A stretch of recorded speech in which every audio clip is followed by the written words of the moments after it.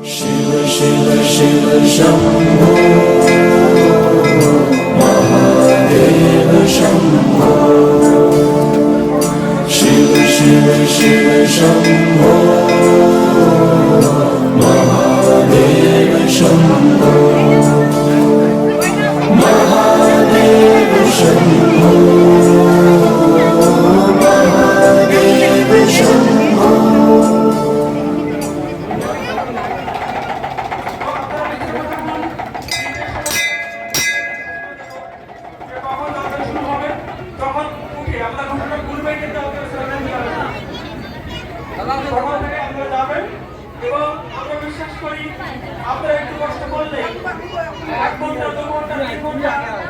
কষ্ট করলেই আপনারা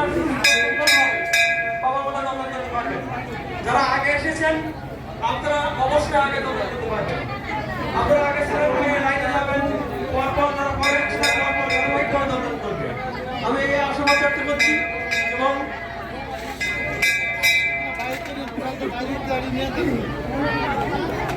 আমাদের জন্য আশীর্বাদ করবেন। এক বিশাল মহাকর্মযজ্ঞ অনুষ্ঠান। এই কর্মযজ্ঞ অনুষ্ঠানে আমাদের কিছু সীমাবদ্ধতা আছে, আমাদের কিছু সমস্যা আছে, আমাদের ত্রুটি আছে, আমাদের অক্ষমতা আছে।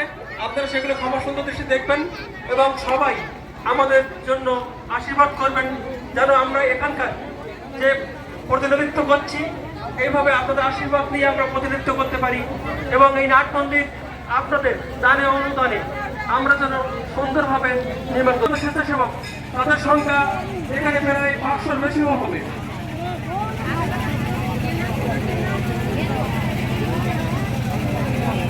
এবং এছাড়াও আমরা মন্দির অনুষ্ঠান করি।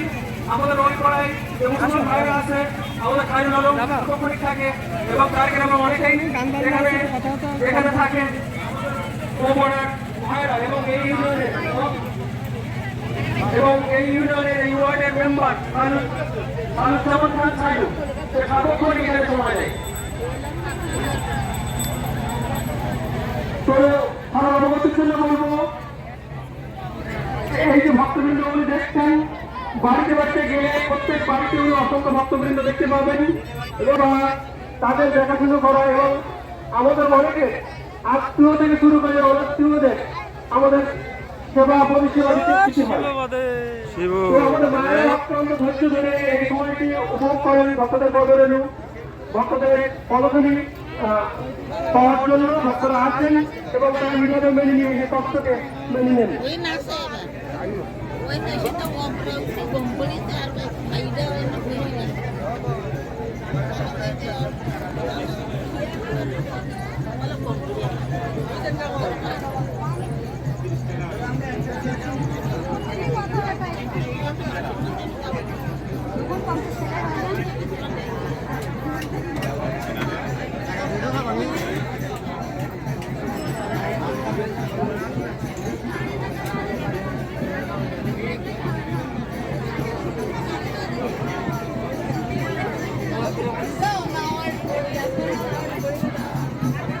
అదే ఓ సస్పెన్స్ అయితే నెక్స్ట్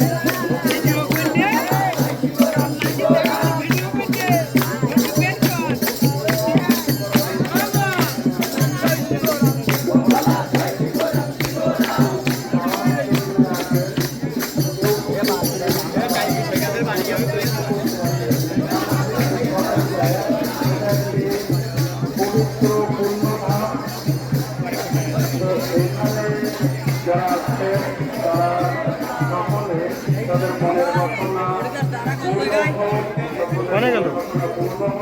এই আশাবাদ ব্যক্ত করে আমি আমার বক্তব্য সকলকে নমস্কার।